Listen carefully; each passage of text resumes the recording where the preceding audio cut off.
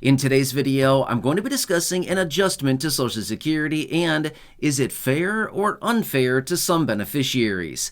I have all the details and exactly what you need to know right here in the video. Let's get into it and talk through all the details. All right, now if you've been watching the videos here on the channel for a while now, or if this is your first time here on the channel, well, thanks so much for watching, but you probably heard me talk about many of the proposals that are out there right now to reform Social Security, to adjust the program, to change benefits, and the list goes on and on.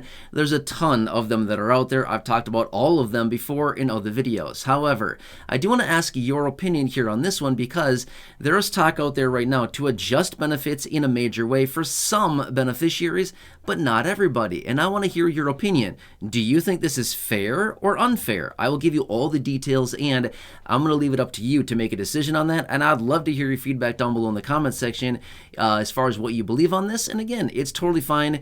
Everybody's entitled to their own opinions, and that's 100% fine. So anyway, let's get into it and talk about what's going on here. However, really fast before we do, can I ask a huge favor of you? If you have not done so yet, or if you happen to be new here, thanks so much for joining me. Will you please make sure to subscribe to the channel by hitting the subscribe button right down below the video? Again, only if you haven't done so yet. I'm here for you every single day. I'm watching the headlines, doing all the research, advocating on your behalf, answering questions, and doing whatever I possibly can to help you out right now during this very busy and confusing time where all of us need a whole lot more money. So again, thanks for joining me. Please subscribe down below if you haven't done so yet, and let's get into it and talk about what's going on here with this potential change to these benefits and how would adjust benefits going forward for a lot of people, but not everybody. Again, can we pick and choose? Well, apparently you can here, okay? Anyway, so here's what the whole situation is. Remember, the whole idea behind Social Security reform is what? To torture the beneficiaries? Well, probably along the way, probably a little bit. That may be their intention, but no. The whole idea here is to avoid insolvency. That's the whole idea. So anytime that you hear about reforming Social Security, it's not because they're trying to do something malicious against beneficiaries or do something bad or even good, but rather they're trying to avoid insolvency. That's literally what it is. Every single time with all these proposals, they want to avoid basically having benefits cut and the program basically running out of money with the trust fund, right? By the way, that's a whole nother topic in and of itself. I've talked about that before in other videos. I'm not going to go into great detail in that on that here in this video, but let me share with you what's going on here, okay? So here's what they want to do. Maybe you've heard this before where they want to basically eliminate the COLA. Have you heard this before? Yeah, well, it is a thing, okay? There are proposals and there are lawmakers that are behind this suggesting let's eliminate the COLA. For everybody? No, not everybody, okay? Now, if you are generally a lower income beneficiary, this may not apply to you, as in they wouldn't take your COLA, but rather they want to eliminate the COLA for higher income beneficiaries. Let me explain. Now, this original proposal actually came out a couple years ago. The dollar amounts have not changed. And again, I'd love to hear feedback on this. If you're interested in sharing, I'd like to hear your thoughts on this. But so here's what they introduced. They said that they should cut the COLA, as in completely eliminate the COLA for higher income individuals. Now, again, it's not necessarily people that have a high income benefit, but rather people who have a high income in conjunction with their Social Security benefit. Does that kind of make sense? So here's what it comes down to.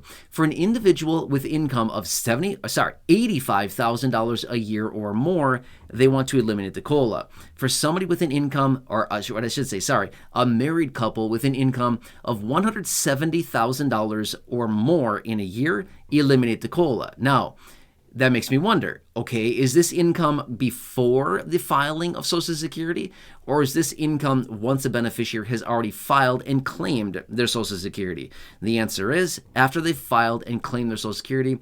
Once as a beneficiary, if their income is, again, $85,000 a year as an individual or more, or $170,000 a year as a married couple or more, no COLA. That's it. Zero COLAs for these individuals. So I'm interested to know, do you think this is fair, or is this completely unfair to those higher income individuals that are getting benefits? So the whole idea behind this is, again, number one is to basically flatten out benefits eventually over a very long time frame. Benefits would eventually kind of level out for everybody if they basically stop giving raises to higher income people and they continue giving the COLAs to lower income individuals. Basically anybody that earns under those thresholds I just gave you, they would continue to get the COLAs, right? Now, here's the thing. like, what's the real motive behind this? Is this really going to save Social Security from insolvency? My answer to that would be no, not even close. We're talking about pennies here. I mean, obviously it's way more than pennies. It's, it's real money, it's real dollars, it's hundreds, it's thousands, it's millions, it's probably even billions of dollars. But my point is, this is like virtually nothing when we look at the big picture here of what we're really dealing with when it comes down to Social Security. Eliminating COLAs for, like, I don't know, not a ton of people, a small percentage of beneficiaries, it's really not going to do a whole lot to the program. However, yes, it would save some money. How much? Honestly, I don't really know. I don't know if anybody knows that exact number of how much it would save Social Security over the long term. But yeah, of course, eliminating COLAs for higher income people would actually, in fact, save the program some money. How much? That's a good question. We don't really know. But again, it wouldn't be a ton, and this would not be the deciding factor between insolvency or not in about 9 years.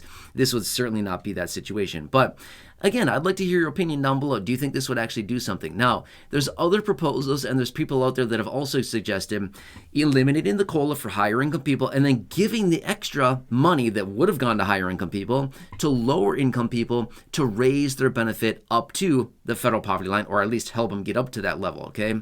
So again, whether this actually goes through or not, I don't really know, but it's an interesting discussion, and there are many lawmakers that are on board with this from both sides of the aisle, from various parties here that are suggesting and supporting this. So, in fact, I'm going to say this much: if they do go forward with a massive overhaul, I was trying to mix those words up and put them together. Sorry, it wasn't working there. A massive overhaul of Social Security and reform the program in a major way, I wouldn't be shocked at all to see this actually happen, okay? But is this going to go forward in a standalone bill? Highly doubt it. Highly doubt that, right? But I would not be shocked one bit with a massive overhaul to Social Security. I, in fact, wouldn't be shocked one bit, and I would actually kind of expect something like this to come in, because at some point you kind of got to cap benefits a little bit, because if somebody's getting the maximum benefit or a nice income in conjunction with their benefit, are they really going to bank on an extra $20 a month, an extra $40 a month, an extra $150 a year? Do they really care? I mean, don't get me wrong, they probably care, but do they really need it? Probably not. That's not going to be the difference of somebody, with an income, $85,000 or more for an individual, or $170 for a married couple. I don't think $100 a year or $400 a year is really going to make or break their retirement. I'm just saying, I don't really think it's going to, right? So again, when we talk about it in that manner, it's like, well, they probably want the money, but do they need it? No, probably not. They could probably just, eliminate that, right? Anyway, I want to bring this to your attention and see what you have to think about this. Again, I'd love to read your comments down below if you're interested in sharing. If not, that's totally fine too. No worries whatsoever. Otherwise, as long as you're down below, make sure to subscribe down below if you haven't done so yet. Totally free to do so. Share the video with your friends on social media. Again, 100% free to do so. There's a share button down below. Otherwise, make sure to check out some of the other thousands of videos here on the channel, including the thousands in the video library, or those that have hand selected for you down below in the description or the top of the comment section. Check those out. And until next time, make sure to enjoy your day. And right now, popping up on your screen, you'll see some more videos popping up there. Make sure to take your selection, watch one of those now, and enjoy your day. Take care, and I'll see you again now in just a second in that next video. All right, enjoy.